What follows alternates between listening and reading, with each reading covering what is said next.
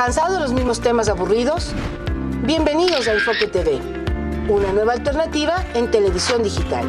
Generamos contenidos desde otra perspectiva. Suscríbete a nuestro canal y podrás disfrutar de temas de actualidad, denuncias, entretenimiento, humor, salud, opinión y mucho más. Suscríbete ya. Enfócate con Enfoque TV. ¿Qué tal? ¿Cómo están? Buenas noches. Un gusto encontrarnos puntualmente, como siempre. Son las 19:30, este momento es 19:31. Y la ocasión, como siempre, para conversar, evaluar y proyectar la semana, los días próximos. Hoy ha coincidido, la verdad que ha coincidido, un anuncio que nuestro invitado ha hecho en torno a su posición frente a los próximos eventos que el país enfrentará, sobre todo ya cuando estamos hablando de una campaña electoral en cierres. Estamos con Pablo Campana, exministro de Estado, empresario, en fin, con quien conversaremos sobre lo que él ha comunicado hoy y también lo que les decíamos, las proyecciones, los criterios que podemos manejar en los próximos días en medio de la situación actual. Yo quiero primero saludar con Pablo. ¿Cómo le va, Pablo? ¿Cómo está? Buenos días. Sigo luego con Edwin perdón, no con Edwin, Edwin está tras cámara. Sigo luego con Rodrigo y con Mario. ¿Cómo está, Pablo? Buenas noches. Un saludo muy cordial, Esteban, Rodrigo, Mario y a todos quienes nos siguen. Estoy a las órdenes para interactuar e intercambiar criterios que estoy seguro serán de mucho interés para toda la ciudadanía. Mario Gómez, ay, caramba, me cruzo. Mario Ruiz Jaramillo, ¿cómo estás?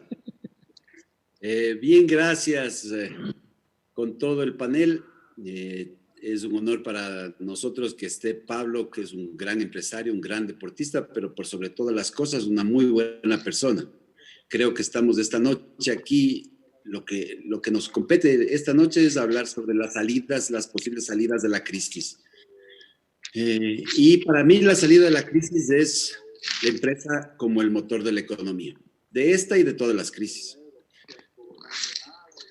Rodrigo Gómez de la Torre, ¿cómo te va, Rodrigo? Buenas noches. Bueno, un gusto saludarle, Pablo. Gusto verte a los tiempos, que ahorita ya nos vemos, aunque sea en virtual. Mario, Esteban, grato estar acá.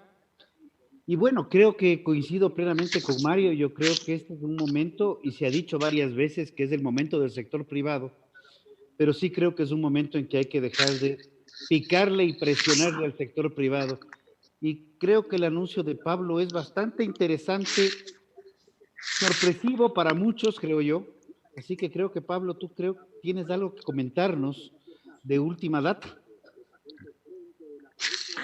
Pasamos con usted, Pablo. Bueno, cuéntenos este anuncio que ha realizado usted hoy.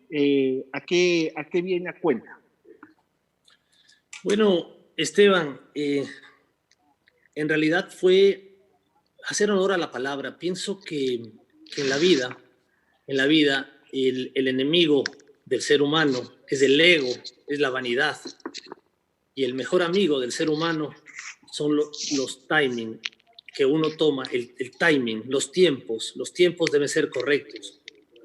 Y siempre tenemos que tener los pies sobre la tierra y ver qué es lo mejor para el país. Yo estoy de acuerdo con lo que mencionaba Mario, en que si alguien va a sacar adelante al país es el sector productivo ecuatoriano, el sector privado, son los empresarios, los emprendedores, los trabajadores. Y es ahí, desde esa trinchera, que vamos a seguir haciendo país. ¿Cómo? Generando empleo, generando nuevas inversiones en el país. Yo soy un ecuatoriano que ama mi país. Quiero que mis hijos y mis nietos crezcan en este país. Voy a ser el primero en liderar con ejemplo, predicar con ejemplo, desde el sector privado. Ahí, para participar de regreso, de vuelta en el sector público y primera vez por elección popular, ya veremos a futuro. Todavía tiene que pasar agua, todavía tenemos canas que ganarnos con experiencia en la vida. Y pienso que por lo pronto, he priorizado esta decisión dura, por cierto, una decisión dura cuando ya estás involucrado en el campo público, cuando tienes propuestas interesantes de organizaciones sociales, de la ciudadanía, de gente joven, de movimientos políticos, de partidos políticos, pero he querido ser, como siempre, sincero en mis actos. Yo creo que tenemos que ser sinceros y ver qué es lo mejor para el país. Lo mejor para el país es seguir invirtiendo y trabajando desde el sector privado y apoyar en el camino al mejor cuadro que se vea, al mejor equipo que se vea, no a la persona, no al partido político, sino al equipo de trabajo que vaya el día de mañana a tomar las riendas de nuestro querido Ecuador. Usted habla con el convencimiento de aquel que ha tenido la posibilidad de aceptar una postulación, de haberla tenido ya entre las manos. ¿O así? Esteban, tuve desde antes de la pandemia, mucha gente joven y organizaciones sociales que me contactaron. De hecho, videos y fotos circularon por redes sociales que ninguna fueron mis redes sociales, fueron terceros que me propusieron que entre al 2021 a un cargo de elección popular. Para mí eso es un honor que la gente te considere, y lo que más me agradó es que no era el sector empresarial, eran organizaciones sociales, era gente de base, era el pueblo montubio, eran indígenas que querían que venga una persona, un outsider, que no esté contaminado, alguien honesto. Todos estamos cansados de los problemas de corrupción, de delincuencia, de zapada criolla. Este tema de los carnets de discapacitados realmente ha movido totalmente el avispero acá en nuestro país, y es algo que no se puede aceptar. Gente que ha venido trabajando muchos años tratando de ser y siendo proveedor del Estado ecuatoriano, algo que los jóvenes y adultos no podemos y no pueden ver al Estado ecuatoriano como la gallina de los huevos de oro que va a mantener y que te va a dar una riqueza a la noche a la mañana. Yo pienso que debemos poner los pies sobre la tierra y ver cuáles son los errores que está cometiendo la gente, dónde están los problemas, principios y valores, y predicar y seguir comunicando, invitar a más jóvenes y adultos a que sean emprendedores, que no solamente busquen un título universitario por conseguir trabajo o por hacer negocios. Vamos por el emprendimiento y allá hay que atacar. Mario.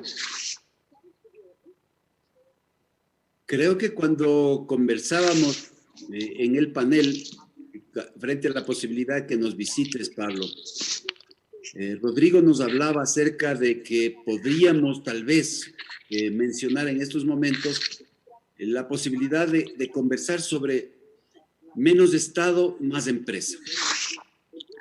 Y ahora nos estás hablando exactamente de lo mismo.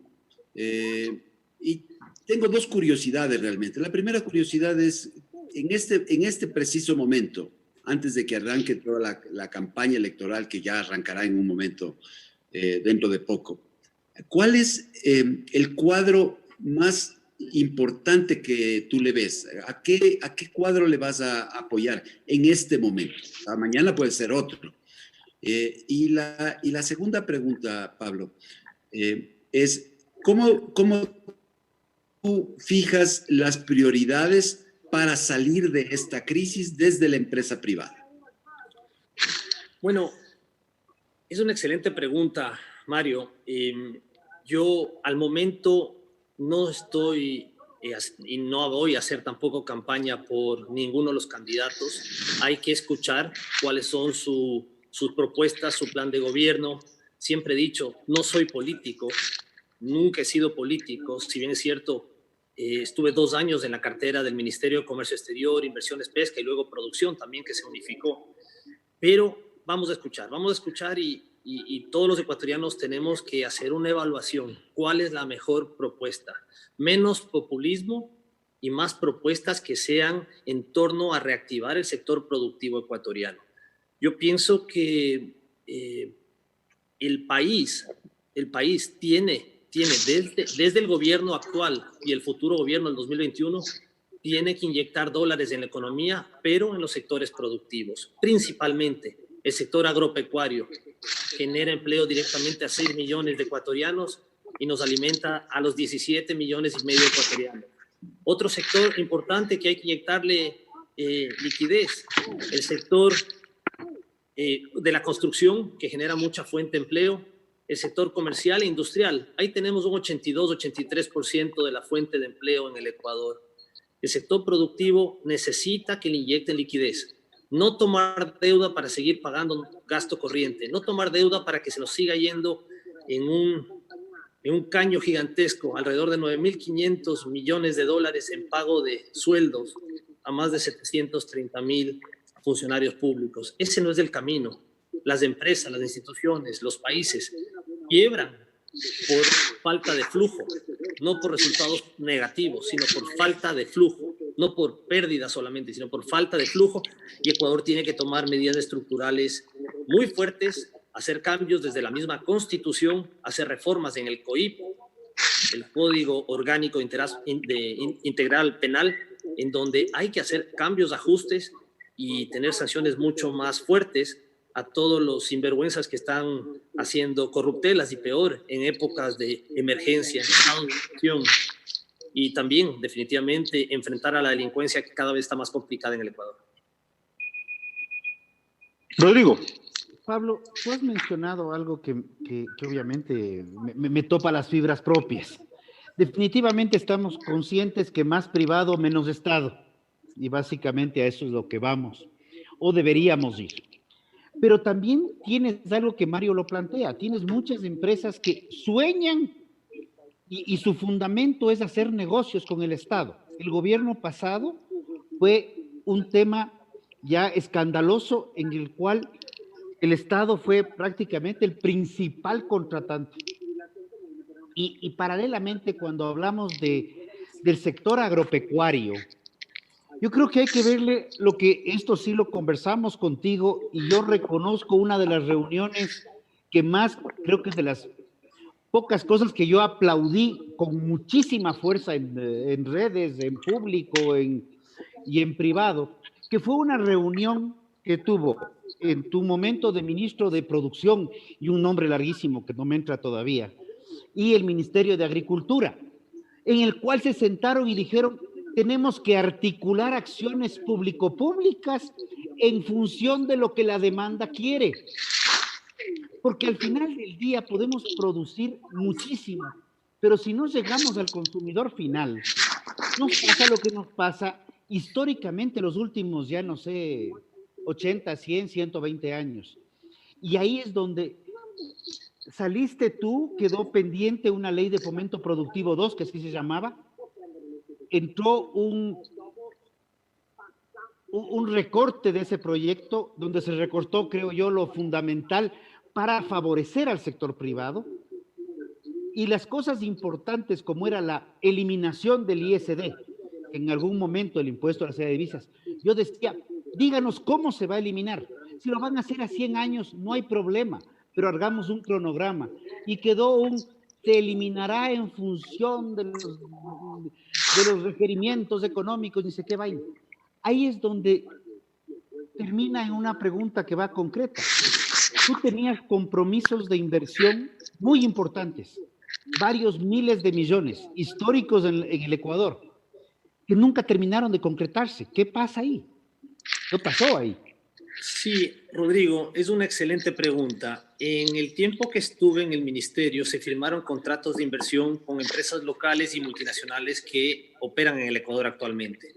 Ese es el total de más o menos 500 y pico de contratos por un total de 10.435 millones de dólares a invertirse entre 3 y 4 años en distintos sectores de la economía, como el turístico, el industrial, el de inmobiliario, el agrícola, el agroindustrial, en fin, había algunos sectores ahí.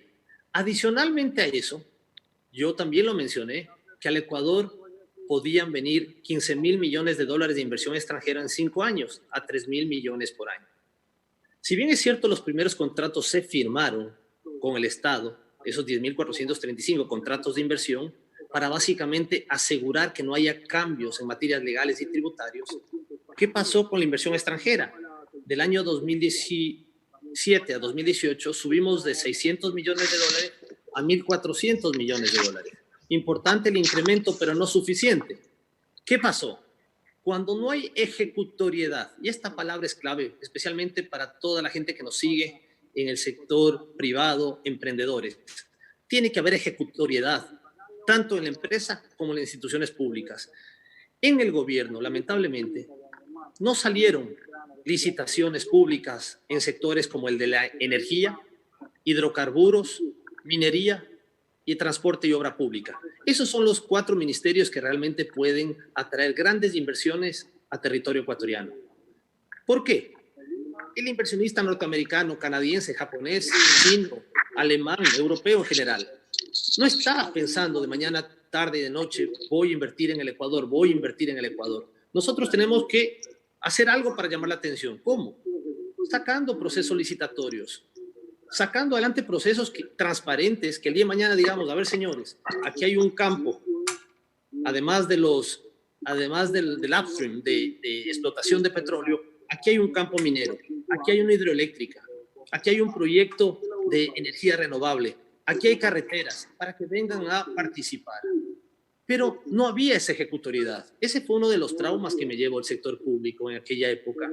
Y en parte mi salida, además que fue un compromiso que iba solamente por 2 años, un compromiso con mi familia, que lo asumí, tuve digamos, estos sentimientos encontrados de que otras carteras de Estado no iban al mismo ritmo.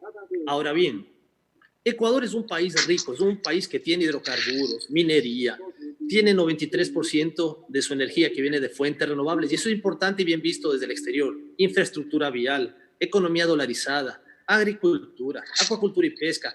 Tenemos todo, tenemos buen clima, un país pacífico, no tenemos conflictos bélicos, gracias a Dios. Es un país, y con economía dolarizada, como lo decía, es un país que realmente puede atraer grandes capitales. Pero ¿qué es lo que tenemos que hacer? Trabajar en un marco jurídico sólido. No puede haber un país que en un año haya 3 reformas tributarias. Y si evaluamos los últimos 13 años, hemos tenido más de 25 reformas tributarias. ¿Qué seguridad vamos a dar? ¿Qué confianza, credibilidad? ¿Qué imagen estamos dando al exterior? Y esto es algo que el gobierno que vaya a entrar en el 2021 tiene que dar como prioridad. Señores, vamos a dar seguridad jurídica, vamos a volver a los tratados bilaterales de inversión, 17 de ellos que fueron denunciados en la administración del expresidente Rafael Correa. Pienso que es importante, es parte de la seguridad que debemos brindar para que entren capitales extranjeros al Ecuador. Y concentrarse en emprendimientos e inversiones del sector privado, ya que el Estado no puede ser papá Estado de que siga invirtiendo para que vengan los sabidos proveedores a ver qué le vendo al papá Estado. Ese modelo fracasó, ese modelo no funciona, ese modelo nos está llevando a que toda una parte de una generación se esté acostumbrando, o se haya acostumbrado de sacar provecho del Estado ecuatoriano. ¿Cómo? Vendiéndolo al Estado ecuatoriano productos y servicios. Ese no es el camino es sector productivo, el camino es innovación, es valor agregado, es seguir invirtiendo y atrayendo capitales para dinamizar la economía y generar fuente de empleo. Así que hay mucho por hacer y estoy seguro que desde el sector privado vamos siempre a hacernos eco de los temas positivos que necesita el Ecuador y de las oportunidades de mejora que hay que hacer. Si me permite a mí volver al tema electoral. Recuerdo que hace 4 años, más o menos a esta altura, un poco más, un poco menos, su presencia desde el sector empresarial era activa en relación a la postulación del binomio Moreno-Glass. Había una toma de posición frontal de su parte, personalmente. Y ahora usted nos dice que la situación todavía da para esperar.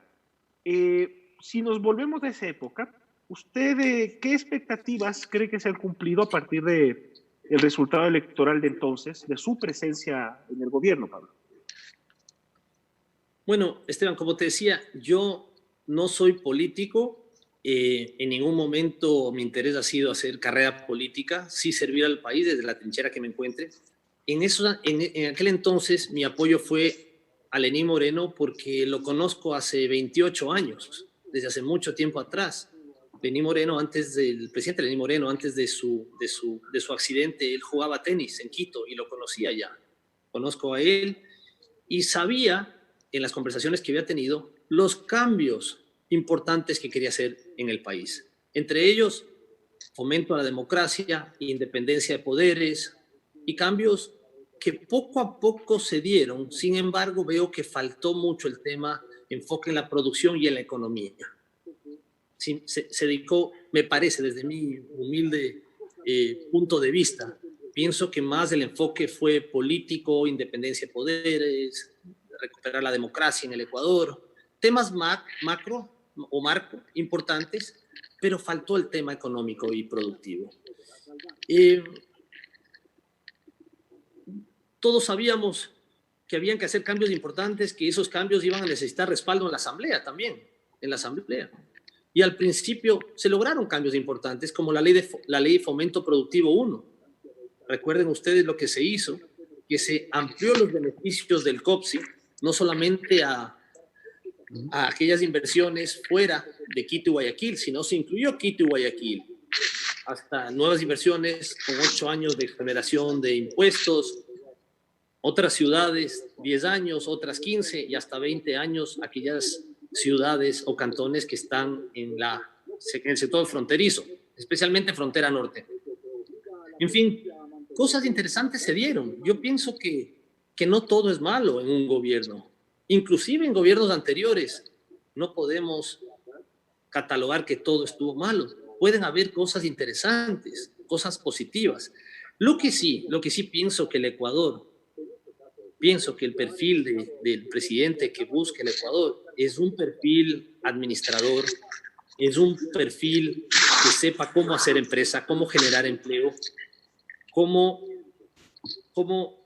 ser una persona de equilibrio, de balance, que pueda sentarse en una mesa a negociar desde los sectores más vulnerables hasta el empresario más grande, desde los partidos más de la derecha, partidos más de izquierda, alguien que de alguna manera pueda ser de moderador, de facilitador, y que el día de mañana pueda promocionar políticas públicas en favor del país para seguir adelante con los cambios correspondientes que hay que hacer. Definitivamente se necesita liderazgo y mano dura. Liderazgo y mano dura. La última palabra tendrá que tomar siempre el señor presidente de la República en este país, porque nos hemos dado cuenta también que los pactos, alianzas o diálogos son cortoplacistas. Hay que dialogar, hay que tratar de llegar a pactos, pero alguien tiene que cortar el queso e irse por la senda correcta. ¿Cómo han crecido Colombia? ¿Cómo ha crecido Perú? ¿Cómo ha crecido Chile? ¿Qué es lo que han hecho estos países para llevarnos 15, 20 años de ventaja en aspectos relacionados a la producción, a la integración con sus principales mercados en el exterior, como los acuerdos comerciales que tienen, el dinamismo en cuanto a leyes que fomenten al agro? Miremos lo que hizo el presidente Fujimori en aquella época en Perú, cómo dinamizó el sector agrícola, y ahora los resultados de Perú en cuanto a las exportaciones agroindustriales. Es un país que nos lleva 10, 15 años de ventaja.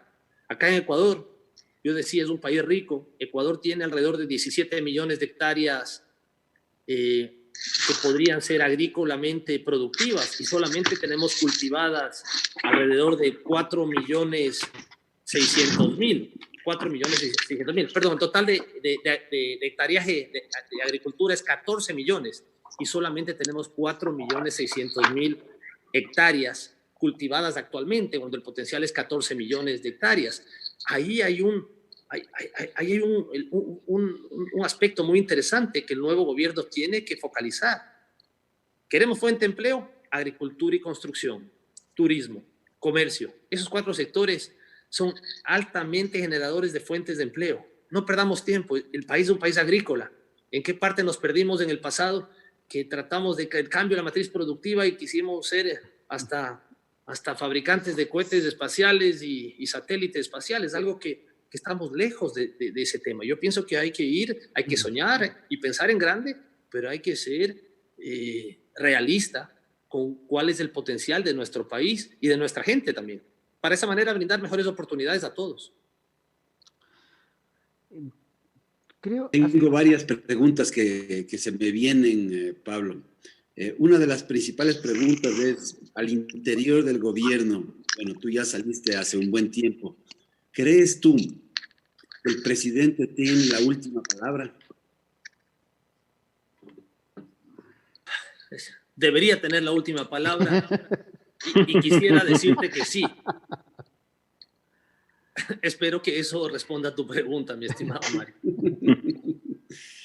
Por otro lado, yo veo que tú insistes en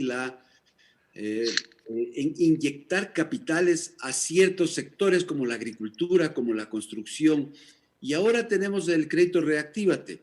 Ese crédito Reactívate que ya han pasado 40 días y en estos 40 días tenemos aproximadamente 48 millones de desembolsos en 1,000 proyectos. De esos 1,000 proyectos, muy poquitos en agricultura y casi ninguno en construcción. ¿Cómo te explicas a los dos sectores no porque tú lo dices, sino porque efectivamente es la mayor cantidad de personas que trabajan alrededor de esos dos sectores, no se les esté dando la atención apropiada? Mario, está claro que el Estado ecuatoriano atraviesa un problema de flujo, un déficit fiscal bárbaro y estoy seguro que están priorizando solventar las necesidades del día a día, más allá que inyectar dineros frescos en el sector productivo ecuatoriano. Y eso es lo que me preocupa. Pienso que la banca pública, como la CFN, Ban Ecuador, tiene que dar un giro completo. Yo no le aceptaría a CFN y a Ban Ecuador que a fin de año nos venga con 60 millones de dólares o 50 millones de dólares en utilidad. ¿Qué pasa? CFN 60 millones, Ban Ecuador 50 millones.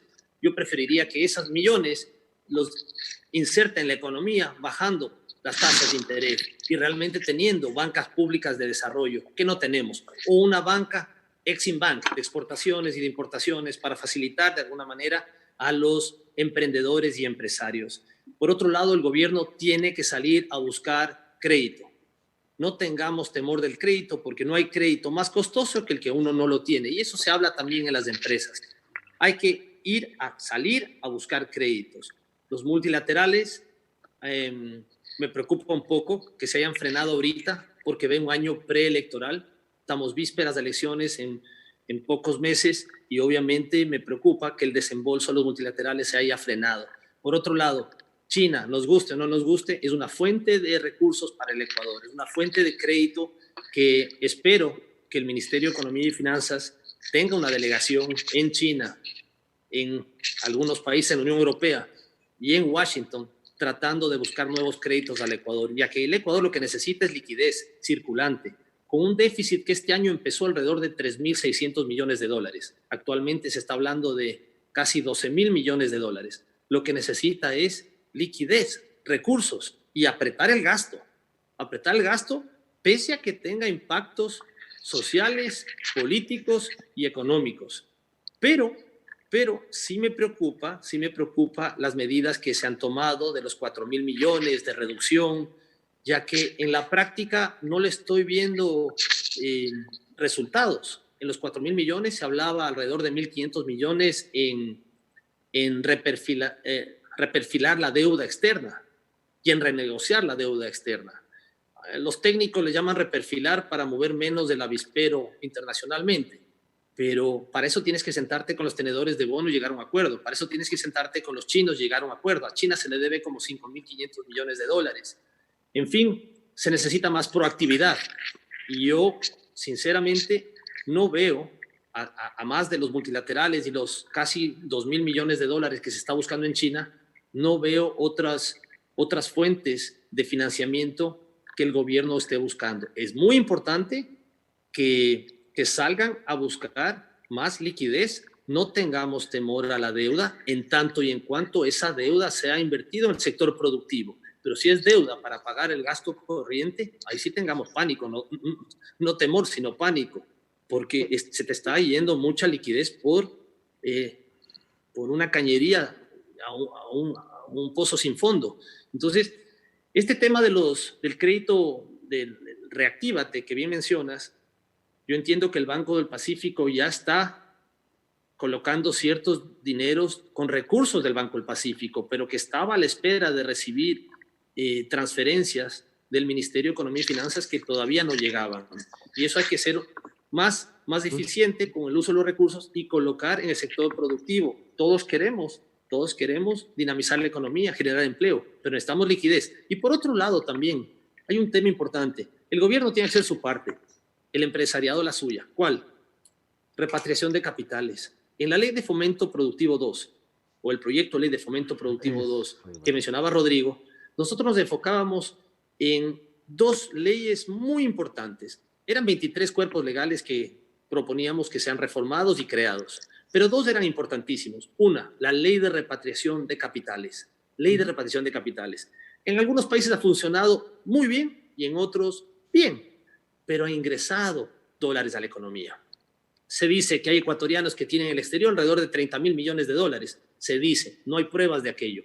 Pero si hacemos una ley para darle seguridad a esos ecuatorianos que ingresen esos dólares en la economía, que inviertan en banca, que inviertan en mercado de valores, que inviertan en sector productivo, le den un tratamiento distinto, sería fantástico. Obviamente esta ley de repatriación de capitales de mi propuesta era, no puede aplicar para los funcionarios públicos y hasta tercera línea de consanguinidad o cuarta línea de los últimos 25 años, porque la idea es que no se transforme o se convierta en un lavado de activos de esta ley de repatriación de capitales, sino hay que ser muy cuidadoso. Por otro lado, aquellas personas naturales o jurídicas que tienen juicios civiles y penales tampoco podían beneficiarse de la ley de repatriación de capitales. Esa ley es importante para atraer más divisas. Otra, una ley de quiebras, como Chapter 11, como lo que hay en Estados Unidos. Se dice que hay 134.000 ecuatorianos entre personas naturales y jurídicas que están en la central de riesgos. Nadie hace nada por ellos. No fueron partícipes o beneficiarios de la remisión tributaria en aquella época, en el 2015 y en el 2017. No fueron. ¿Cómo los reinsertamos en la economía? Dándoles una segunda oportunidad. ¿Cómo? Se les tiene que cobrar el capital, se tiene que, de alguna manera, lograr que esos gastos legales, intereses, moras, etcétera, etcétera, se puedan eliminar a través de un proyecto de ley para reinsertarlos nuevamente en la economía, porque están, de alguna manera, tachados en vida a institución financiera que van, se acceden y le dicen, no, señor, usted está en la central de riesgo, regrese a la casa y no haga nada. ¿Y cómo le pago? No sé, ese es su problema. No puede ser. Debemos ser pragmáticos y hacer los cambios que hay que hacer para beneficio del país y de todos los ecuatorianos. Aquí hablamos de 134.000 ecuatorianos. Eso es gravísimo. Son alrededor de 600.000 personas que dependen, una familia multiplicada por 5 miembros de familia, dependen de una ley que pienso que es más que necesaria para poder reinsertar más gente en la economía.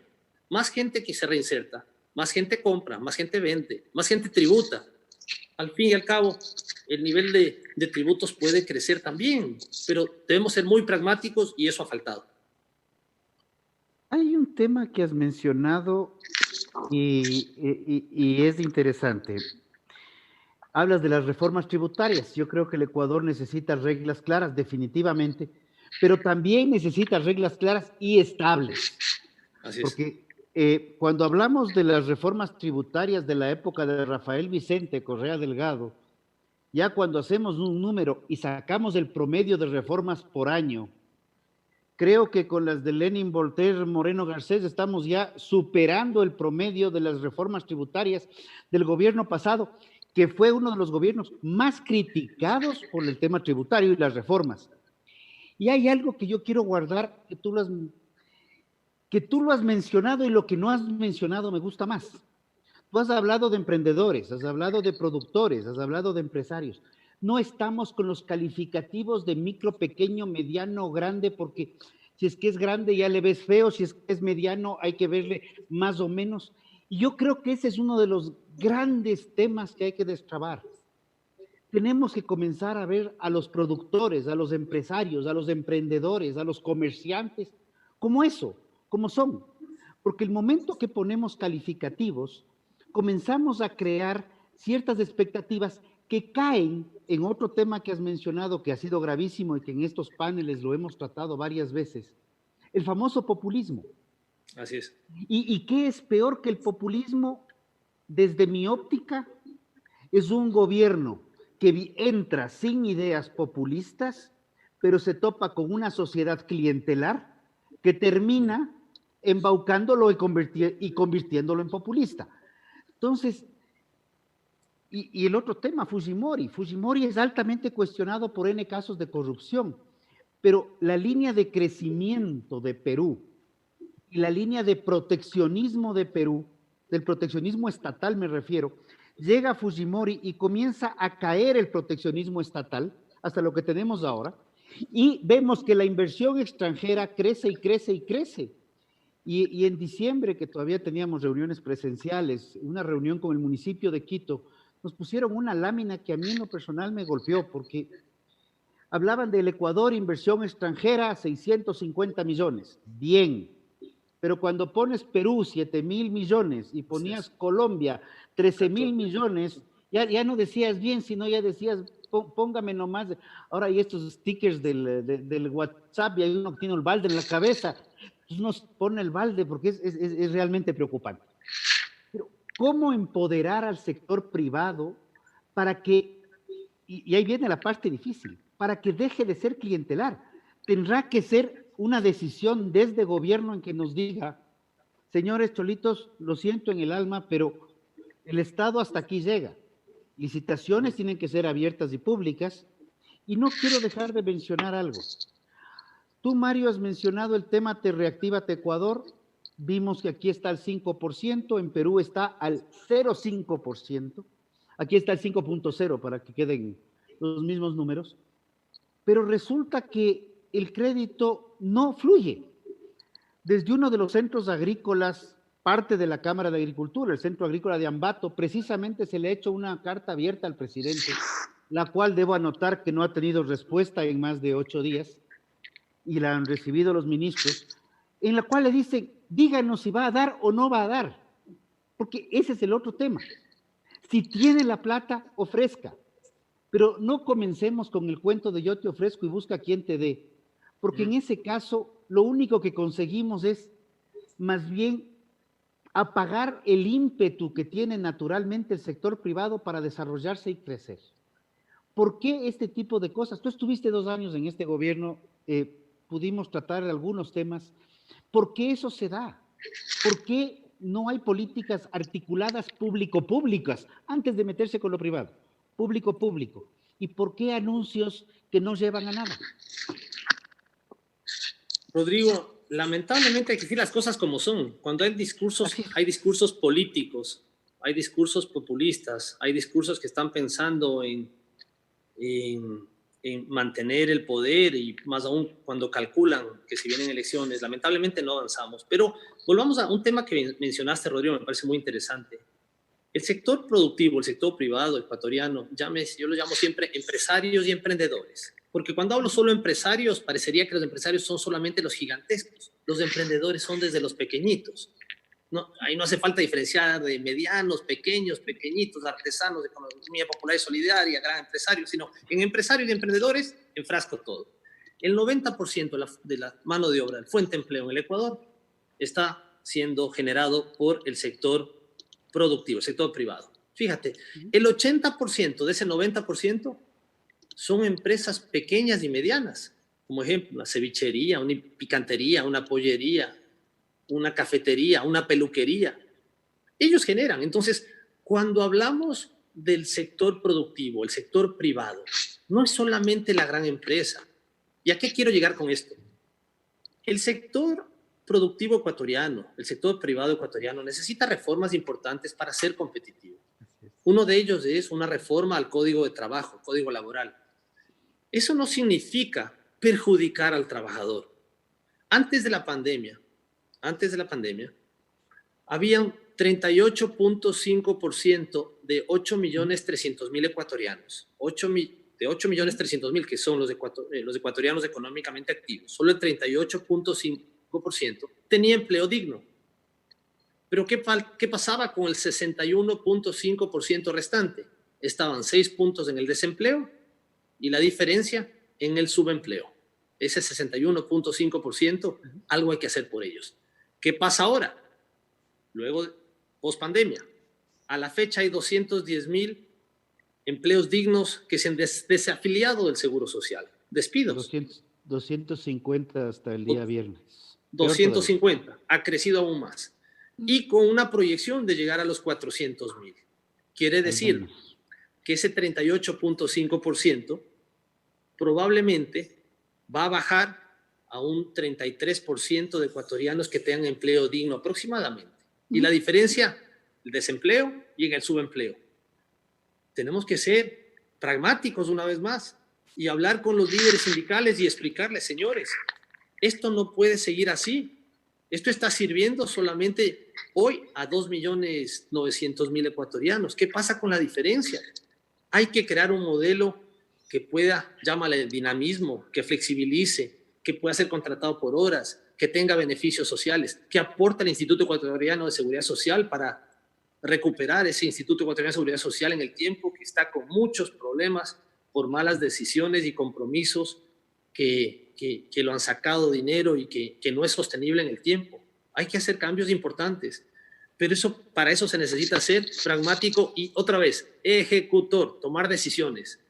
Tomar decisiones. Alguien tiene que liderar con mano dura y tomar las decisiones correspondientes. Por otro lado, cuando hablo de mano de obra, también me gusta hablar de impuestos. Así como estaríamos todos los ecuatorianos solicitando, al menos los empresarios, emprendedores, solicitando que se haga un análisis y una reforma a la ley laboral, a la ley de trabajo, al Código de Trabajo. También hablemos del tema impuestos. Se dice que en Ecuador hay entre 5.000 y 6.000 millones de dólares de evasión de impuestos. Eso es algo que tiene que haber más controles, más ajustes. No necesariamente incremento de impuestos, y peor en esta época, que se necesita más oxígeno y menos estrés a la empresa grande, mediana, pequeña y pequeñita, sino se necesita ser más eficiente en ese control, y el empresario y el emprendedor también tiene que ser más, hablemos, más solidario, más humano, más correcto, y no puede ser que existan evasión de impuestos alrededor de 6.000 millones de dólares cuando la recaudación es 15.300 millones. Es un porcentaje muy importante que también hay que hacer un llamado a atención a aquellos empresarios o emprendedores que han estado acostumbrados a trabajar y a hacer dinero con evasión tributaria y abusando y pasándose la línea. En estos momentos, todos los ecuatorianos tienen que saber ceder posición. Y por ahí empecé la frase en mi carta que hoy día la comuniqué a toda la ciudadanía. Hay que saber ceder posiciones personales, partidistas, ideológicas o intereses personales por un bien país. Si no cedemos todos, va a ser muy duro salir adelante. Tenemos que ceder todos y definitivamente mano dura y decisiones duras que tengan su costo social, político, económico, pero por el bien del país. Y eso es necesario en este gobierno y en el futuro que venga. Ahora, usted ya empezó a tocar la situación actual generada por la emergencia. ¿Qué medidas cree que están haciendo falta en este preciso momento, Pablo? La principal, inyectar dólares a la economía. Cuando escuchas a un Estados Unidos que se está quedando 40 millones de habitantes sin empleo, pero le están inyectando 3 trillones de dólares y que la bolsa de valores no se ha visto afectada, es una clara muestra de que hay que inyectarle economía, hay que inyectarle dólares a la economía. En el Ecuador, si bien es cierto, como bien decía Rodrigo, al momento son 250.000 ecuatorianos que se han quedado sin empleo, pero necesitamos traer más dólares a la economía. Y hay algunas alternativas, una de ellas, deuda, tomar deuda. No se preocupe si la deuda va para inyección en sectores productivos, y la otra es proyectos de leyes como el de repatriación de capitales.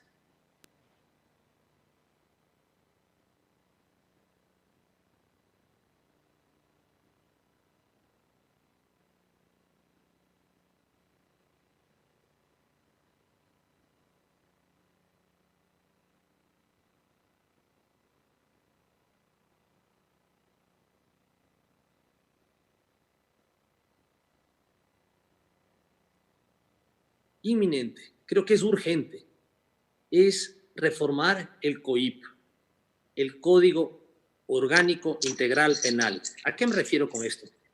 La gente está abusando con las famosas medidas sustitutivas y está cometiendo mucho acto, mucho dolo, no solamente al sector público, sino también delincuencia organizada.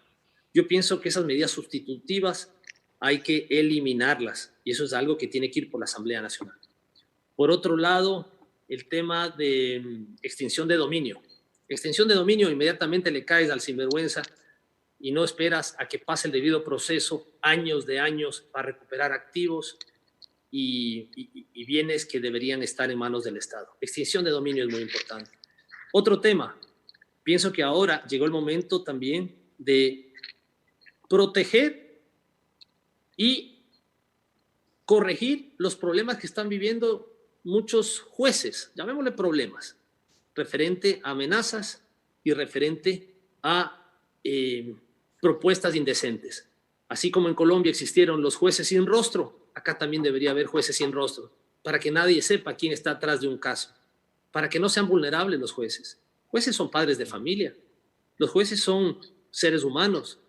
Vayan a saber las presiones que seguramente están teniendo de distintos lados, por la cual no les permiten actuar correctamente. O también puede haber jueces incorrectos, como también puedes encontrar eso en todos los sectores de la economía ecuatoriana. Yo pienso que las penas tienen que incrementarse.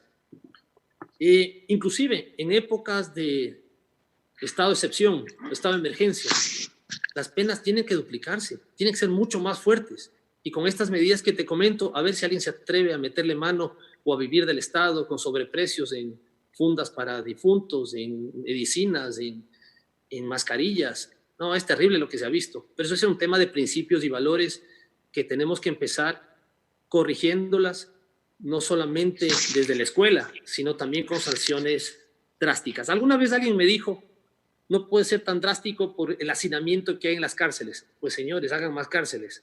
Y si es necesario, concesionemos cárceles. Las cárceles, lo que puedes concesionar es el catering, lo que es la alimentación y el hospedaje, más no la seguridad, más no los guías penitenciarios, nada que tenga que ver con la seguridad y el control, pero tienen que ser centros de rehabilitación. Hay fondos en el exterior que se dedican a invertir. Veamos Colombia. Hay centros de rehabilitación que han sido invertidos con fondos privados que invierten una concesión por 30, por 50 años de centros de rehabilitación. Si el temor es el hacinamiento, hay que encontrar una solución a eso. Dicho sea de paso, alguna vez yo soy hombre de familia 100% y creo que después de Dios la familia es lo primero que siempre tiene que existir. Y yo decía, esa tabla de drogas está haciendo mucho daño a la ciudadanía, a los jóvenes ecuatorianos. En la costa, el daño que está causando la tabla de drogas es muy grave. Pero si quitamos la tabla de drogas, ¿qué va a pasar con las cárceles? Me contestaron. Señores, concesión en cárceles, a construir cárceles, centros de rehabilitación. Pero esa tabla de drogas hay que pegarle una patada, una cuarta más abajo de la espalda y sacarla del camino, porque está haciendo mucho daño a la juventud ecuatoriana. Fomentar el deporte, fomentar la educación, deporte, principios, valores, pero no sinvergüencerías, que está haciendo mucho, mucho daño. Pablo, Mario, déjame volver a un par de frases que tú dijiste. La una frase es que tú crees que no tengamos miedo, tú nos dices que no tengamos miedo a los créditos siempre y cuando vengan al sector productivo, pero que tengamos pánico a los créditos que vengan únicamente para el gasto corriente. Te hago este antecedente porque a Petroecuador hace pocas semanas se le pidió su criterio acerca de la venta de 50 millones de barriles de crudo a la compañía Shengzhou. Y es una entidad china del gobierno y Petroecuador, en términos absolutamente concretos, le dijo, vamos a perder 120 millones de dólares, vamos a perder 2.38 dólares por barril de petróleo. Para esto, como esta fue la contestación de Petroecuador, el presidente, mediante decreto 1075, dispuso que las empresas públicas cambien sus resoluciones en el caso de mandarlo así el ministro de Finanzas. El gobierno considera que ahora es más importante poner el crudo como garantía de lo que se pierde en la compra o en la venta de crudo que nosotros tenemos anticipadamente. ¿Qué piensas tú de esta negociación? Mario, una de las posibilidades de traer liquidez, de traer dinero al Ecuador siempre ha sido y siempre será la preventa petrolera, ¿no? Y históricamente nuestros créditos que hemos logrado el país en distintas administraciones siempre han sido garantizados con petróleo. Yo pienso que nos hemos quedado en una zona de confort sin evaluar otras alternativas que también tiene el país. Yo me inclino mucho, cuando hablamos de este tema de créditos, yo me inclino mucho y mantengo el discurso que Ecuador es un país rico. ¿Y a qué me refiero con esto?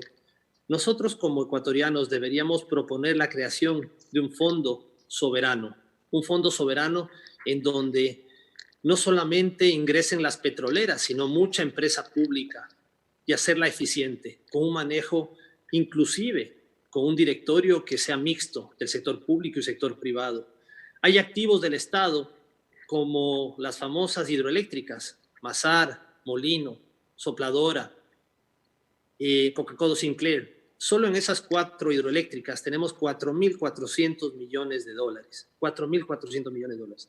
Un fondo soberano podría titularizar, podría concesionar, no privatizar, porque ahí entramos a los discursos populistas, que siempre hay críticas contra las privatizaciones. Está claro que la Constitución no permite pues, privatizar ese tipo de activos del Estado ecuatoriano, pero sí puedes hacer flujo, sí puede hacer cash, porque mucho se habla de esta gran obra, pero nadie menciona sobre cuánto se debe y cuánto es el déficit fiscal que tiene el Ecuador. Entonces, tenemos que ser creativos. Alguna vez a alguien le escuché también que en empresas públicas y en activos del Estado tenemos alrededor de 30.000 millones de dólares.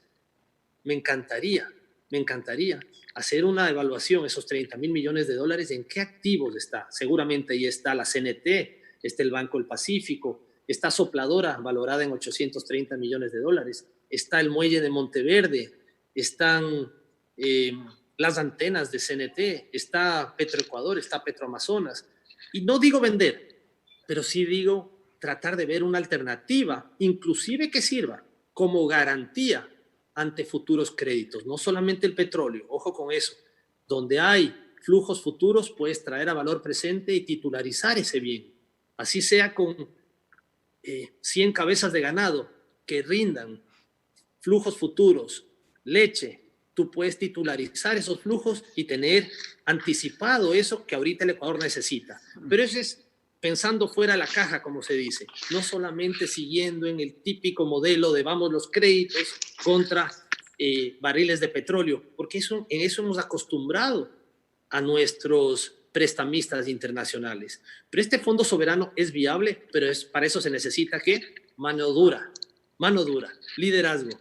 Y en los primeros 6 meses del futuro gobierno, ojalá lo pueda llevar adelante, porque es cuando mayor aceptación tiene una administración. Y otro tema importante, que creo que es importante, y lo he venido mencionando en algunos foros y conferencias. Ecuador tiene un arma que no tiene otro país en la región, que se llama dolarización. Desde el año 97-98 hasta la fecha, lo único que hemos repetido en varias ocasiones es que es moneda dura, que nos hace ser menos competitivos, pero sea lo que sea, nos ha salvado de malas administraciones y que vengan procesos devaluatorios que hayan afectado más al Ecuador y que pudieron haber afectado más a los sectores menos favorecidos. Con dolarización, el Ecuador podría, con un marco jurídico sólido que brinde confianza, proyectándose a X periodo, ser el centro financiero regional de la región. ¿Por qué Panamá, Uruguay, Nueva Zelanda, Singapur tienen el 96% de depósitos versus su Producto Interno Bruto? Porque son centros financieros regionales. Ecuador tiene el 36% de depósitos versus su Producto Interno Bruto. 36 versus 96. Si nosotros podríamos ser un centro financiero regional, solucionamos el tema de balanza de pagos y, obviamente, balanza comercial. Hay discursos populistas que dicen que las importaciones nos van a desdolarizar. Si tú tienes un incremento de exportación de servicios vía centro financiero regional, porque lo que vendes es servicios, atrayendo banca internacional y poniéndoles a competir aquí en el Ecuador, solucionas en un plumazo balanza de pagos y balanza comercial. Obviamente hay que prepararse para llegar a ello, pero ahí en el aeropuerto de Quito, yo veo que al lado del aeropuerto de Quito hay 230 hectáreas o 250 hectáreas que fueron consideradas zona especial de desarrollo económico cuando nosotros estuvimos en el ministerio. Esas tierras podrían servir tranquilamente para un centro financiero regional, si se los quiere limitar geográficamente, o si no, hacerlo a nivel país. Pero esas tierras podría ser algo muy interesante en el cual podremos traer divisas. ¿Por qué me voy por la exportación de servicios? Porque he visto que en los últimos años la exportación de bienes, de productos, me refiero tradicionales y no tradicionales, y que no sean petroleros, el incremento, haciendo las cosas correctamente, puede subir 4,5% anual, lo cual es un incremento bueno, pero que no te va a sacar del problema. El incremento de atracción de inversiones no ha sido el incremento que todos hemos querido llegar. Entonces, hay que ser creativos y tratar de entrar por la vía incremento de exportación de servicios y traer más liquidez, más circulante a la economía. De esa forma podríamos lograr grandes resultados. Este es un tema que yo lo propuse, pero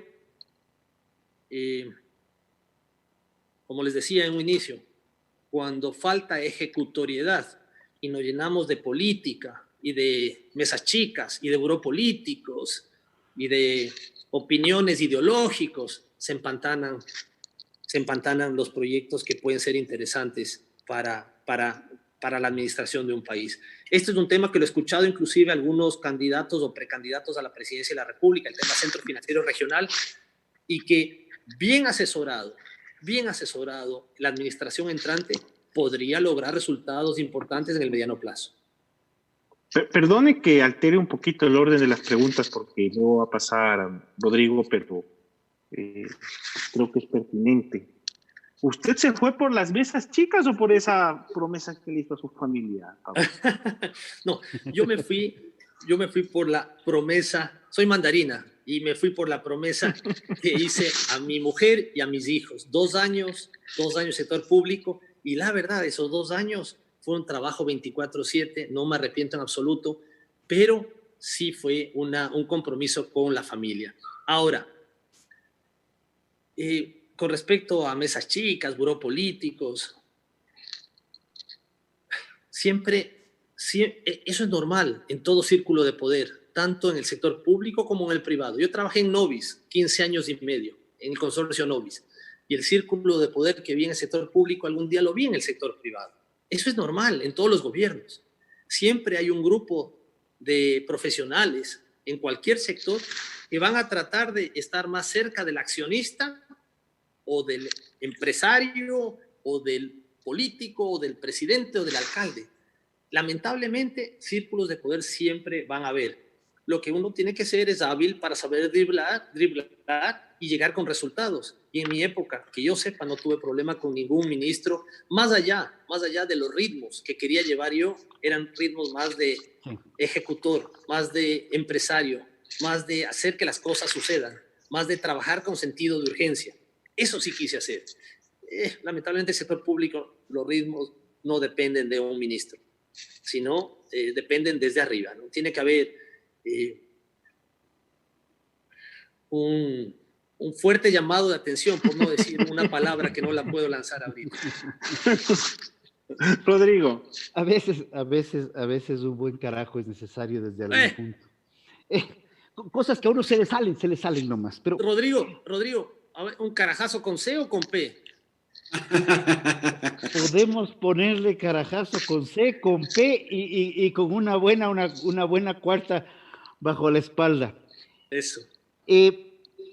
Has mencionado 2 temas y creo que vale la pena toparlos como un ejemplo. Tú has hablado de reforzar las penas en el COIP y eliminar las famosas medidas sustitutivas. Y luego hablaste de las vaquitas, ante lo cual se me cruzan cables y digo abigeato.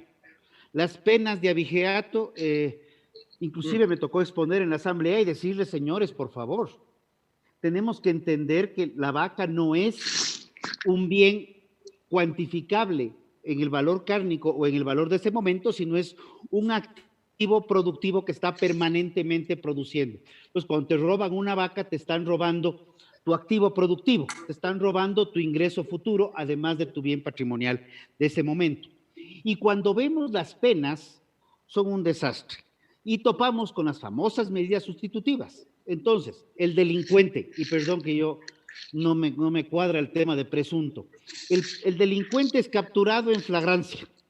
Primera vez, segunda vez, tercera vez, cuarta vez. De hecho, la ministra Romo en algún tuit inclusive habló de capturado en flagrancia por 50ª vez a alguien. Pero resulta que lo capturan en flagrancia, le dan medidas sustitutivas. Y este hombre se presenta el día lunes donde el juez delinque martes, miércoles, jueves, viernes, descansa sábado y domingo, y el lunes se vuelve a presentar donde el juez. Y esto no es un tema solamente de abigeato, es un tema generalizado. Pero podemos poner cadena perpetua o pena de muerte. No hay problema. El problema es que la gran mayoría de casos no llegan a judicializarse. Y esto no lo hablo de solamente en el tema de abigeato, aquí ya me voy mucho más amplio. Tenemos una justicia que llegamos a un punto que hasta la misma fiscal cuestiona el tema de las otras entidades. O sea, ¿qué tan desarticulado puede estar un Estado para que entre el mismo Estado se pisen las mangueras, como se dice normalmente? Y eso sí es un tema que preocupa.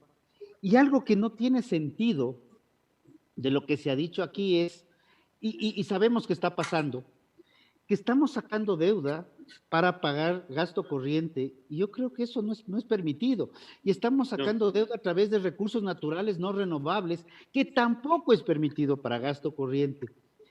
Y ahí retomo las palabras de 2 entrevistas previas.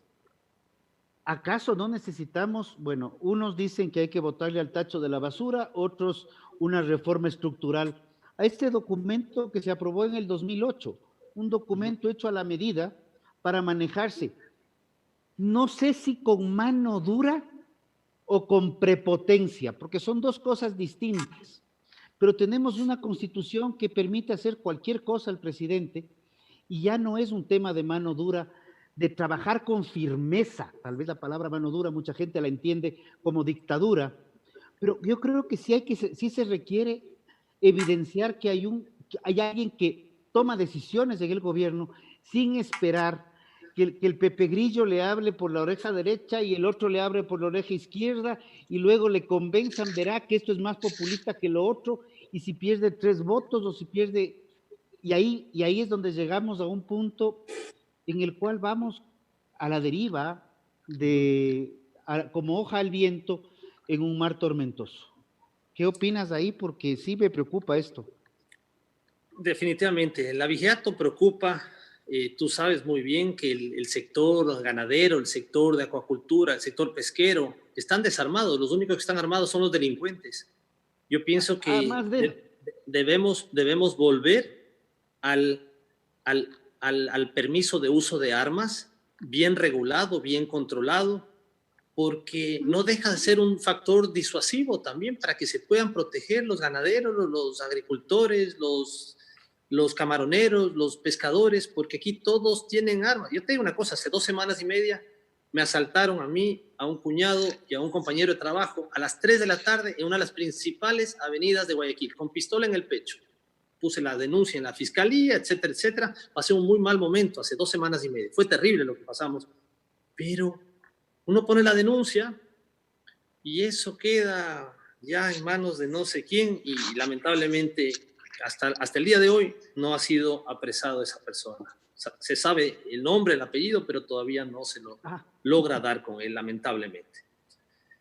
Por otro lado, Rodrigo, yo sí soy partidario de que debemos cultivar y mantener la democracia como uno de los temas más preciados que tiene nuestro país. Pero también pienso que otros países como Japón, Corea, China, Singapur, Qatar, Emiratos Árabes Unidos, en 50, 55 años han dado un vuelco importantísimo, un vuelco económico, productivo, de reformas legales, de ejemplos de países, pero con una mano muy dura, mano dura, cambios muy fuertes. No me quiero ir nunca por el lado de faltar a derechos humanos y pena de muerte, porque el país no está para eso, la justicia no está para eso. No estamos todavía para ello, lamentablemente digo, porque podría funcionar, pero para algunos, pero no podemos llegar a ese estilo. Personalmente soy católico y practicante y no podemos llegar a ese estilo, pero sí incrementar las penas muy duras, como hay en estos países. Y repito, Corea, Japón, China, Singapur, Qatar y Emiratos Árabes Unidos. Son países que están saliendo, que algunos de ellos eran países que dependían del gas natural o del petróleo, ahora dependen en su 70-80% del comercio y del turismo, que también tienen sus recursos no renovables, pero son países que han salido en 50 años de un nivel complicado y ahora son lo que son. Pero ante eso se necesita mucho coraje, sí se necesita una cucharadita de democracia y de fuerza en el poder, de fuerza para que se hagan los cambios que se tienen que hacer. ¿Por qué no mencionas dentro de los países, y aquí va una pregunta que no es fácil, de Taiwán? Conozco poco de Taiwán. No conozco mucho yo más bien de Taiwán. Conozco mucho, pero, y tiene un desarrollo impresionante, tecnología agrícola, tecnología. Pero claro, hay un debate si es que es reconocido como país o no. Muchos países lo reconocen como tal, otros no. Pero los bueno, no cambios tantos, ¿ah? La verdad es que no tantos. Sí. No, son 10 países. No. A Son ver. muchísimos más. Pero puedo sacar la lista. No, podemos discutirlo. Te digo. Podemos discutirlo porque es un tema, es un ejemplo muy interesante que habiéndose aislado de la República Popular China, precisamente ha generado un desarrollo tecnológico impresionante. De hecho, en el tema agrícola diría que tengamos ojo porque están trabajando mucho con pitahaya, trabajan con la pitahaya roja y están trabajando con la pitahaya amarilla en mejoras genéticas para mejorarle la presentación sin tener que ponerle aditivos externos, sino desde la misma planta. Tiene un desarrollo en líderes mundiales en el desarrollo de peces ornamentales. Hay mucho que aprender de ellos y creo que es un tema interesante también. Lo dejo abierto.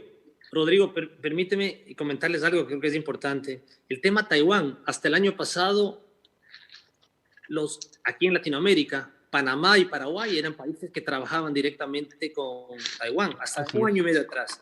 Trabajan con Taiwán y no trabajaban con China. Sin embargo, esta iniciativa del presidente Xi Jinping, esta iniciativa que se llama OBOR, que es One Belt, One Road, que significa la franja de la ruta y de la seda, una iniciativa geopolítica brillante a mi modo de ver, que trata de cada vez lograr más adeptos a la línea de China.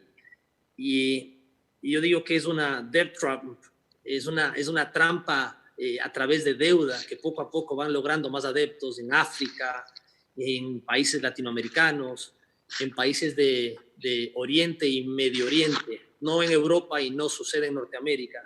Pero es una iniciativa muy interesante que está marcando una estrategia geopolítica.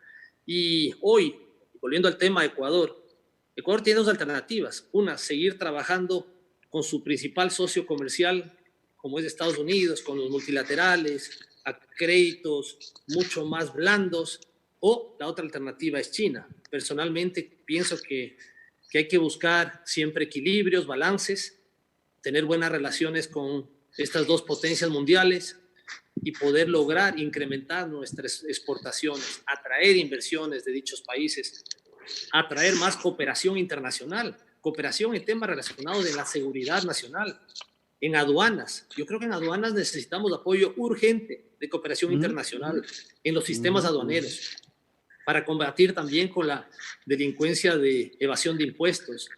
Y en otros temas pienso que la cooperación para un país de economía media, como se lo conoce al Ecuador, es muy importante que venga. Sabemos muy bien que Ecuador no es un país pobre y así se lo conoce internacionalmente. Pobres son países como Haití. Ecuador ya es calificado como un país de renta media y eso también nos limita a ciertos programas de cooperación en estos momentos por el tema COVID que ingresen dineros no reembolsables. Acá lo que entre tendrá que entrar por crédito y el sacrificio y trabajo que haga el sector emprendedor, empresario, sector productivo ecuatoriano será el que sin duda sacará adelante este país. El caso de Paraguay que apuntaba Pablo es explicable por una anécdota un poco simpática. Resulta que el general Alfredo Stroessner, el dictador del Paraguay durante más de 30 años, y Chiang Kai-shek, el padre de la patria en Taiwán, eran compadres.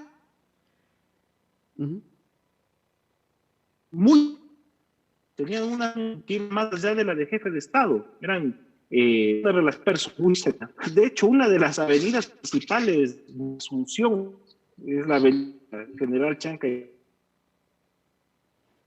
De China son Belice, Guatemala, Haití, Honduras, Nicaragua, Paraguay, San Cristóbal y Nevis, Santa Lucía, San Vicente y Granadina, Suazilandia, el Vaticano, las Islas Marshall, Nauru, Palaos y Tuvalu.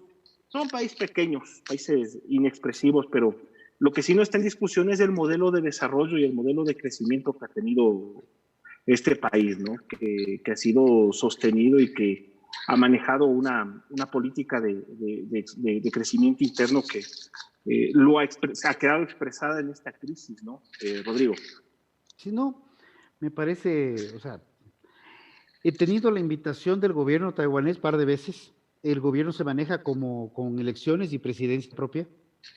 Hay una discusión por una presión china, definitivamente. Sin embargo, el modelo de desarrollo es muy interesante. Es un país que es más pequeño que la provincia de Manabí. El Ecuador maneja cerca de 58 habitantes por kilómetro cuadrado. Taiwán maneja como 560 habitantes por kilómetro cuadrado. Pero es impresionante lo que se hace, particularmente en agricultura y en tecnología.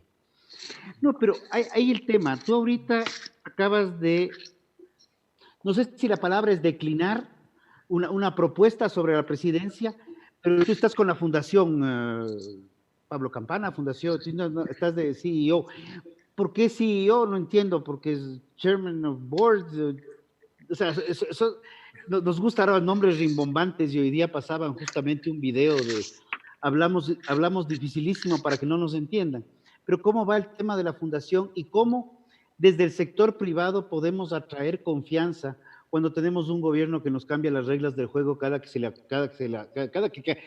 avanza? Porque si puede avanzar más rápido lo haría. Sí. Bueno, definitivamente, y con el comunicado que saqué el día de hoy y luego de haberlo pensado con mi mujer, con mis 4 hijos, tomamos la decisión que pienso que es la mejor decisión que pude haber tomado en el presente. Sobre el futuro no cierro las puertas. Algún día volver al sector público siempre será un honor estar en el sector público, pero por el momento no. Yo creo que los tiempos son de Dios y hay que ir piano, piano. Hay que prepararse, más canitas y ya veremos a futuro. Ahora, yo trabajé 15 años y medio, Rodrigo, en las empresas de Novis y una de las principales, digamos, empresas o institución que está dentro del consorcio Novis, del conglomerado de empresas, está la fundación. Y es algo que personalmente me identificaba muchísimo por el ánimo de servir y apoyar a todo el que más podía. Cuando en el 2012 me independicé y formé mi propio grupo de empresas, Campana Organization, empecé por el tema inmobiliario, luego seguí edificio en altura, vivienda social, luego un broker de seguros, una empresa de factoring, una empresa de media communications, y decidí constituir una fundación, Fundación Campana. Y eso fue hablado con mi familia. Decidimos por un tema de solidaridad, que no solamente tiene que hacerse presente en momentos de COVID, en momentos difíciles, sino tiene que permanecer en el tiempo. Yo pienso que este es un país maravilloso y todos los que tenemos la satisfacción de liderar una empresa tenemos que ser solidarios con los sectores menos favorecidos. Y este no es un discurso político. Prueba de ello el comunicado que saqué el día de hoy. Y seguiré apoyando a través de la fundación a quien más pueda, no solamente llevando alimentos, llevando elementos de bioseguridad, sino también empujando a nuevos emprendedores. Yo ahí en ese comunicado menciono proyectos propios y de terceros. Hay mucha gente joven que tiene buenas ideas y buenos proyectos y no sabe por dónde empezar. No sabe, a veces necesita hasta el apoyo de crear la marca, de empaquetar sus productos, de conseguir una línea de crédito reembolsable, no reembolsable, de acercarse y perder el miedo a emprender algo. Yo pienso que todos los empresarios y emprendedores tenemos que, de alguna manera, trasladar nuestros conocimientos y apoyar a quien más podamos. Se puede, sí se puede. Y en la medida que haya más emprendedores, mejor le irá al país. En la medida que haya más exportadores, mejor le irá la dolarización. Pero es un tema que hay que trabajarlo siempre de la mano del sector público y sector privado, y nunca más, como en el pasado, estar divididos y distanciados sector público y sector privado. El uno no puede vivir sin el otro. Y eso es algo que debemos estar claros, aprender de los errores del pasado y ser solidarios, ser solidarios. Pienso que Dios te premia siempre con tantas bendiciones que nos ha dado, familia, salud, éxitos. Toca ser también, de alguna manera, compartir con mucha gente. Yo creo que eso lo aprendí en Novis, lo aprendí con mi padre y madre en Quito, siempre fueron muy solidarios. Mi papá fue doctor, pediatra, y fue una persona extremadamente solidaria, y ahora lo estoy poniendo en práctica. Entre mis proyectos, de mis planes, tengo mucha ilusión de hacer algún día un hospital también, y vía el hospital brindar servicios a gente que no tenga acceso a la medicina. También ese es uno de los sueños que tengo, y primera vez que lo digo públicamente, pero me encantaría que lleve el nombre de mi padre, como buen doctor y pediatra que fue. Qué lindo, qué maravilla, Pablo. Qué lindo Gracias. tenerte en el programa. Te quiero hacer una pregunta, no al ministro, no al empresario, sino al quiteño que fue a vivir en Guayaquil y que vivió abrazado del Partido Social Cristiano, de Febres Cordero, después de Nebot. ¿Cómo va a ser la política después de Nebot? Ahora se retira. Las especulaciones son tan grandes que hasta le dicen que Otto Sonnenscholder va a ser el sucesor, etc. Pero ¿qué piensas tú de una política sin Nebot en Guayaquil? Definitivamente, Mario, yo pienso que la administración municipal del alcalde Nebot fue extraordinaria. No solamente en un cambio, un vuelco que le dio a la ciudad, sino también cuando tú ves que el 15% del presupuesto del GAT municipal de Guayaquil va destinado a gasto corriente y el 85% va destinado a obras, a nuevos proyectos, inversión, ves que la administración ha funcionado. Y esto lo hablo de un punto de vista apolítico. ¿Que pudo haber sido mejor? Seguramente sí. El sector noroeste de Guayaquil, que viven alrededor de 350,000 personas, todavía no tiene obras de infraestructura. ¿Podría haber sido mejor? Seguramente sí, pero definitivamente a Guayaquil le ha puesto en un sitial muy importante. ¿Qué va a pasar? Yo pienso que es hora del cambio generacional.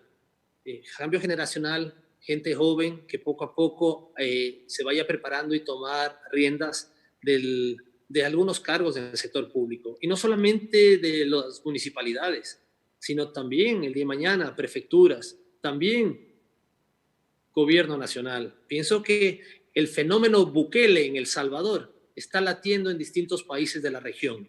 Ese fenómeno es interesante. Gente joven que tiene manos limpias, que no tiene ningún tipo de compromiso ni ataduras políticas. Pienso que puede ser interesante. Y en Guayaquil habrá que poco a poco ir encontrando esos líderes, al igual que Quito, al igual que Cuenca, al igual que Manta, que todas las ciudades del Ecuador. Lamentablemente, todos estos candidatos que van por elección popular a ocupar un cargo público en los últimos años, más se han caracterizado por cantar en la tarima, bailar en la tarima, ponerle un poco de salsa choque para que llegara a la mente, al corazón de los ecuatorianos. Y lo que el Ecuador necesita es gente, primero, no contaminada, gente que no tenga ningún tipo de ataduras y que sepa cómo administrar. Yo creo que es muy importante eso. Y dicho sea de paso, les comento algo. Ahora que estuve en los últimos 4 meses, 2 meses en el confinamiento y poco a poco reactivándome, tuve llamadas de movimientos y partidos políticos que me lo reservo. Pero fíjate algo, me decían, mi estimado Pablo, vente por mi lista, nosotros te apoyamos, pero eso sí, el vicepresidente lo pongo yo, Eso sí, los asambleístas lo pongo yo. Ya veremos cómo financiamos tu campaña y ya veremos quién va a aportar por tu campaña. Todas estas cosas no las puedo aceptar, mis estimados amigos, porque eso significa entrar con ataduras a una campaña preelectoral, a una campaña electoral. El momento que tú ya te dejas a través de un movimiento político o partido político o de ciertas organizaciones también, te dejas presionar para que te armen los cuadros, ya entras con ataduras y no te puedes sacudir. Miremos qué le pasó a Lenín Moreno cuando quedó presidente de la República. Tuvo 74 asambleístas de su partido político que se decían que 4 de ellos eran morenistas y 70 de ellos eran correístas. ¿Qué pasó? En el camino de la vida, al parecer, se lograron cambiar 44 asambleístas de un bando a otro. ¿Cuáles son los resultados? Lo que se está ahorita criticando pues, en las redes sociales, en los medios de comunicación, los hospitales, las negociaciones que se han dado, según lo que escucho por la prensa. A mí nunca me constó eso porque fui ministro de producción, nunca manejé la política, ni el Ministerio de Gobierno, ni el Secretaría del Interior. Pero yo pienso que Ecuador necesita gente proba, gente honesta, gente sin ataduras y que no tenga ningún tipo de compromisos con nada ni con nadie. Para ir terminando y agradeciendo su presencia, Pablo, si se anima a hablar de fútbol unos 5 minutos, le agradezco mucho, porque nos puede servir. Encantado, será un placer. Faltan 5 fechas para el fin de la Premier League. Ayer el Wolverhampton cayó frente al Arsenal y Leonardo Campana estuvo en el banco de suplentes y con la expectativa de poder actuar. ¿Se anima a creer que en las fechas que faltan, donde el equipo está peleando ingresar a torneos europeos, por cierto, se anima a creer que en las fechas que faltan pueda tener 3 minutos, 2 minutos, 1 minuto? Esteban, yo recuerdo en enero cuando Jorge Méndez, que es uno de los 2 principales empresarios de jugadores o representantes de jugadores que hay en el mundo, él representa a Cristiano Ronaldo, a Joao Félix, al técnico Rodríguez, a James Rodríguez, claro. En fin, a un montón de deportistas y de jugadores de fútbol. Yo me acuerdo que él me dijo algo, delante de Leo, nos dijo, Wolverhampton, quien tiene relación directa con Jorge Méndez, ¿no? Wolverhampton lo quiere a Leonardo. Este semestre el equipo está consolidado. Prueba de ello son los resultados. Están sextos en la Premier League y con muy buenos resultados. Tenemos 2 alternativas. Que vaya Wolverhampton y el Wolverhampton lo presta a un equipo de primera división a Portugal, o Leonardo se queda este primer semestre acoplando, trabajando físicamente, velocidad, fortaleza, etcétera, etcétera, y prepararse para el segundo semestre donde tendrá más posibilidades de jugar. Tanto Leonardo como Jorge Méndez, Chalo Vargas, que fue de apoyo nuestro y representante Leo también, y yo, los 4 coincidimos que mejor quédate en Wolverhampton, quédate en la Premier League, quédate en Inglaterra. Si bien es cierto, vas a sacrificar partidos, pero vas a continuar tu proceso de formación. Y cuando venga el segundo semestre, probablemente tengas más oportunidades porque va a haber muchas ventas, cambios, compras de jugadores y vas a poder jugar. Leonardo no lo pensó 2 veces. Leo dijo, yo me quedo en Wolverhampton y comienzo a hacer carrera aquí y vamos del proceso. En lugar de seguir el proceso en el Ecuador como estaba, voy a seguir el proceso en la Premier League con una alimentación muy positiva, hidratación, técnicos, preparadores físicos, psicólogos deportivos. Tiene todo para ir armándose como jugador. Recordemos cuando Antonio Valencia fue a Inglaterra. Él fue delgado y salió muy fuerte, salió más rápido de lo que era. Técnicamente lo trabajaron y lo pulieron. Y eso están haciendo con Leonardo. Así que yo pienso que no hay que apresurarse. Me encantaría verlo debutar, me encantaría que juegue, me encantaría visitarlo. Esa es parte de la libertad que no tiene precio, ¿no? Y las decisiones en la vida también tienes que tomar en torno a la libertad y a la familia. Y ya veremos el segundo semestre. El segundo semestre ya lo veremos y poco a poco. En este primer semestre va a ser muy duro, quedan 5 fechas efectivamente. Luego viene el partido con los Olympiacos por la Europa League. Y si ganan ese partido, que es el partido de vuelta, irían a Alemania, 2 semanas que son donde seguiría adelante la Europa League. Esto sería todo el mes de agosto, desde el 5 de agosto. Leonardo está contento, está motivado, es fuerte de cabeza y para ser ganador en cualquier ámbito de la vida, y más aún en un deporte tan competitivo como el fútbol, tiene que ser muy fuerte mentalmente. Y Leo lo es. Es un tema de que tiene que tener paciencia, tiene que ser disciplinado, tiene que tener muy claros sus objetivos y cuando venga la oportunidad, saberla tomar. Y eso es lo que está haciendo. ¿Cómo superó la enfermedad? Bueno, te comento, en mi casa, mi mujer, mis 4 hijos y yo, a los 6 nos cayó el coronavirus cuando estuvimos visitándolo a mi hijo en Inglaterra. Estuvimos allá convaleciendo y Leo fue el que más rápido se recuperó. A él le tomó alrededor de 12 días. 12 días fue el total, más allá que tuvo 8 días más de estar en casa, hacer ejercicio en casa, pero cuando estás bien físicamente, la recuperación de este tipo de pandemias ha sido mucho más rápida, pero le pegó duro, sí, pero fueron 12 días. De toda la familia fue al que menos le afectó. Nunca tuvimos afectación en vías respiratorias, ninguno de los 6 miembros de la familia. Sin embargo, tuvimos los otros síntomas. Pero Leo está bien, está entrenando bien, lo veo que está más fuerte. Por ahí he visto algunos videos, lo veo más rápido. Técnicamente, él maneja los 2 perfiles, zurdo y derecho, lo cual ayuda muchísimo. Mide 1,88 aproximadamente, 1,87, 1,88. Y ya es un tema de que le siga trabajando duro, ¿no? Se metió en una linda profesión y personalmente a mí me hubiera gustado ser futbolista toda mi vida, pero me fui por el tenis y ahora lo estoy disfrutando muchísimo a mi enano querido. Y viendo cómo se han dado las cosas, ¿cómo valoran la salida de Barcelona? ¿Cómo fue? ¿Resultó satisfactoria para ambas partes? Yo pienso que sí, porque Barcelona por esta transferencia va a recibir $400,000, que creo que es importante. Ya está recibiendo, ya recibió los primeros 2 pagos, de acuerdo a las declaraciones del presidente Alfaro Moreno. Y en toda transferencia que tenga Leonardo hasta los 23 años, Barcelona va a recibir un porcentaje de futuras transferencias. De la medida que los números sean mejores, Barcelona recibirá más dinero. El mecanismo de solidaridad. Es me parece que se llama el tema por formación. El derechos de formación también, sí, exactamente. Derechos de formación hasta los 23 años. Y sí, salió por la puerta grande Barcelona. Hay una gratitud tremenda con la institución. Y bueno, si nos damos cuenta también, Leo nace de las inferiores de Barcelona, pero nunca hubo una inversión por el jugador, sino si lo mides por rentabilidad sobre la inversión es infinita porque nunca hubo una compra o un préstamo por el jugador, sino Barcelona está siendo beneficiado y bien merecido lo tiene porque lo formó a Leo.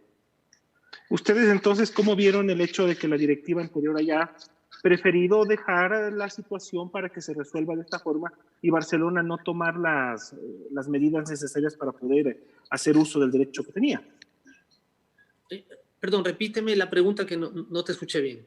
A ver, te decía que ¿cómo vieron, o sea, ustedes ya a partir de todo esto, cómo ven el hecho que Barcelona en su momento pudo haber hecho efectivo la posibilidad de adquirir los derechos deportivos, pero a la final la directiva tomó la decisión de esperar y dejar que sea el futuro el que decida o que la próxima directiva sea la que tome la decisión? Bueno, Barcelona tenía la prioridad, tenía el derecho para adquirir al jugador hasta diciembre del 2019, 31 de diciembre del 2019, tenían que invertir, si mal no recuerdo, eran $400 o $500,000 para tener el 50% del jugador.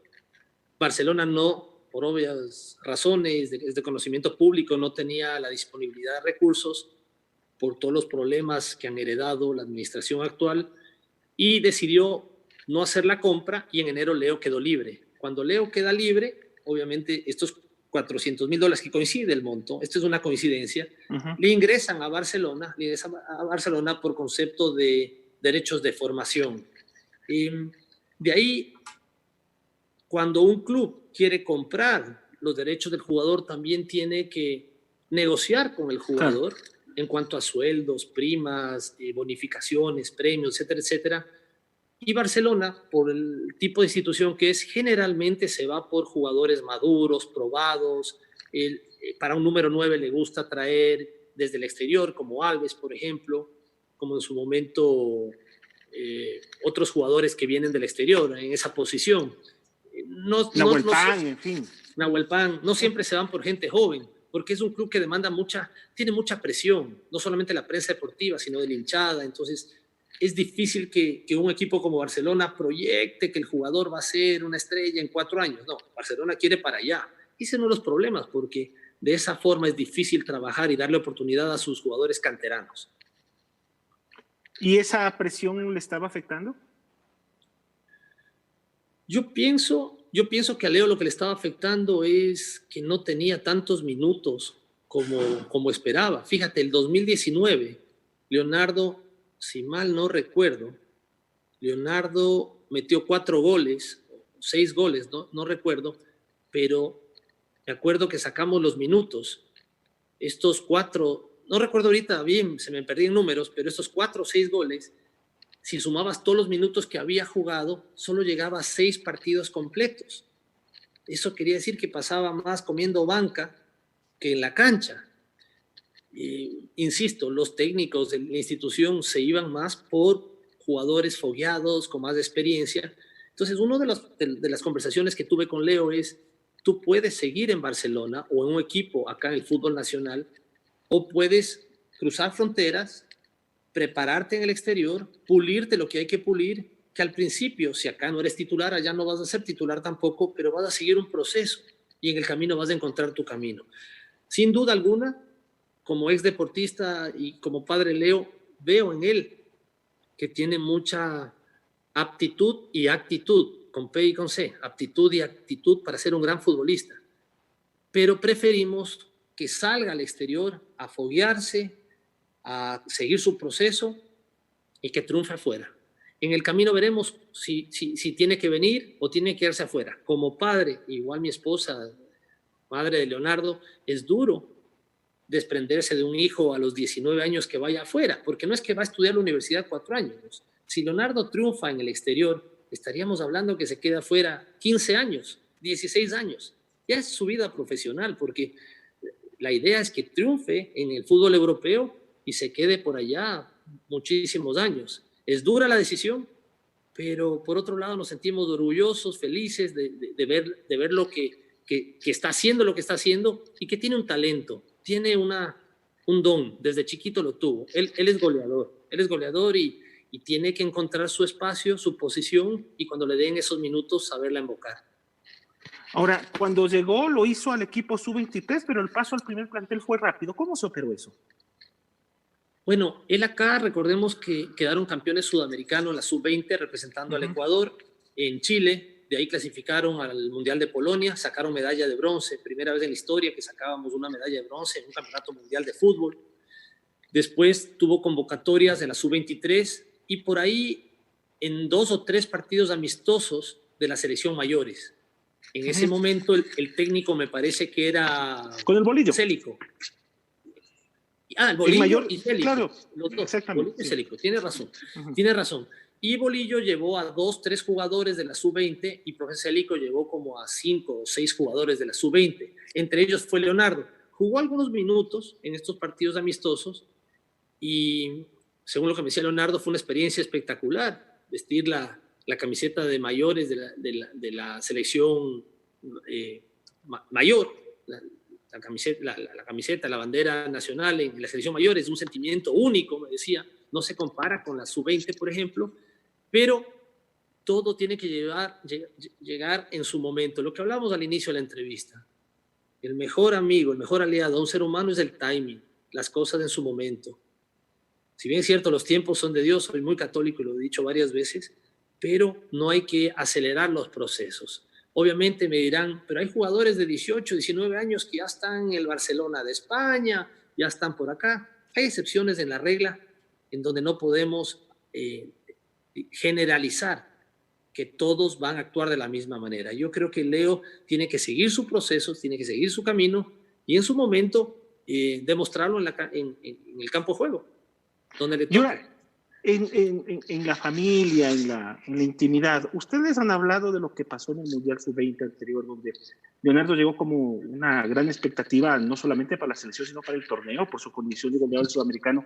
Pero en el Mundial no se dieron las cosas. ¿Han revisado, han analizado lo que sucedió ahí? Hemos conversado bastante, inclusive con profesionales. En el Mundial hemos visto jugadas de Leo que fueron formidables, muy buenas jugadas. No solamente que jugó en función de equipo, pegó palazos, no entró la bola, un penal no entró, de ahí un gol le anularon, se le cerró el arco. Eso le puede pasar a cualquier jugador del mundo, a cualquier profesional. Es un campeonato que seguramente en su interior fue con mucha presión por los resultados del sudamericano, haber quedado goleador en el sudamericano con 6 goles y campeón, había mucha expectativa. Seguramente se fue con mucha presión y las cosas no se dieron, lamentablemente, en la parte individual. En la parte colectiva, es un gran resultado del Ecuador tener esa medalla de bronce y haber sido parte del equipo. Por ahí he visto muchas críticas cuando le decían que jaló bastante marca, tocó bastante la bola, jugó para el equipo. Se consiguió el resultado colectivo, que eso es lo que importa en un deporte como el fútbol. Es un deporte colectivo, no individual. No entró la bola, no entró, ya entrará a futuro en otros campeonatos, en otros partidos, y Dios mediante que pueda tener oportunidades a futuro en una selección nacional y que nos dé grandes ilusiones, ¿no? Y que las concrete. Pero así es la vida, a veces salen temas interesantes, importantes en todos los aspectos y sectores. En el Mundial de Polonia no se dio a título individual, pero colectivamente, claro que sí. Bueno, yo tenía que hacer estas preguntas estando el personaje aquí, así que les pido disculpas a Rodrigo y a Mario y podemos ir terminando agradeciendo su presencia, Pablo. Es muy gentil por haber estado con nosotros esta noche. Encantado, con muchísimo gusto, Esteban. Reciban un fuerte abrazo a todos, Esteban, Pablo, Mario, Rodrigo, Edwin, que me invitó a esta entrevista y bueno, hemos conversado de todo un poco. Espero seguir sirviendo al país desde mi trinchera, ya saben, sector privado por lo pronto, y dejar el futuro en manos de Dios. Un abrazo a todos y muchas bendiciones. Gracias Pablo. Un fuerte abrazo en la distancia. Gracias. Estuvimos con Pablo Campana en esta ocasión. Rodrigo, Mario, ¿alguna opinión final, algún concepto final, por favor? A mí me parece que después de oírle a Pablo, creo que no podemos tener empresas en malas condiciones y pensar que el país está saliendo adelante. No creo. Hoy el Ecuador está en una crisis y necesitamos ser exitosos. Para esto debemos ser productivos y debemos crear riqueza lo antes posible. La competitividad es ser productivo. El gobierno tiene una misión tan importante como la empresa, pero que no es crear valor. Necesitamos crear una buena relación entre el gobierno y la empresa. Hemos tenido una larga tradición de confrontamiento entre empresa y Estado. Escuchándole a Pablo esta noche, esto se debe acabar y debemos vernos como socios, como dos partes de un mismo lado. Rodrigo. Bueno, creo que también hay el otro reto. Así como, y estas palabras pueden ser un poco disonantes a veces, cuando se presentó la ley la ley humanitaria, precisamente muchos asambleístas se opusieron a la ley y el presidente en una cadena decía, si no van a apoyar, por favor, por lo menos no estorben. No sé si la palabra es esa exactamente la que mencionó el presidente, pero creo que el gobierno sí tiene que destrabar un pocotón de temas para poder permitir que el sector privado pueda trabajar de manera más articulada, más tranquila, ser más competitivos. Y personalmente creo que si algo tiene de positivo la ley humanitaria, es algo que Pablo lo ha mencionado, creo que el tema del código laboral debería quedar en un artículo único, y creo que lo he dicho varias veces, acuerdo trabajador-empleador. Confiemos que esta semana, no espero que se eliminen los casos de corrupción, pero sí al menos espero que baje la intensidad, porque las últimas semanas con semáforo amarillo coincidencialmente, parecería que el semáforo verde de la corrupción comenzó a transparentarse de manera mucho más amplia. Pues por mi lado me agradezco, Pablo, ha sido refrescante la conversación. Mario, Esteban, siempre un gusto estar acá. Cerramos entonces. Muchísimas gracias a los invitados. Esto ha sido todo por hoy. Volvemos la próxima semana. Hasta entonces. Hasta luego. Un abrazo a todos. Gracias.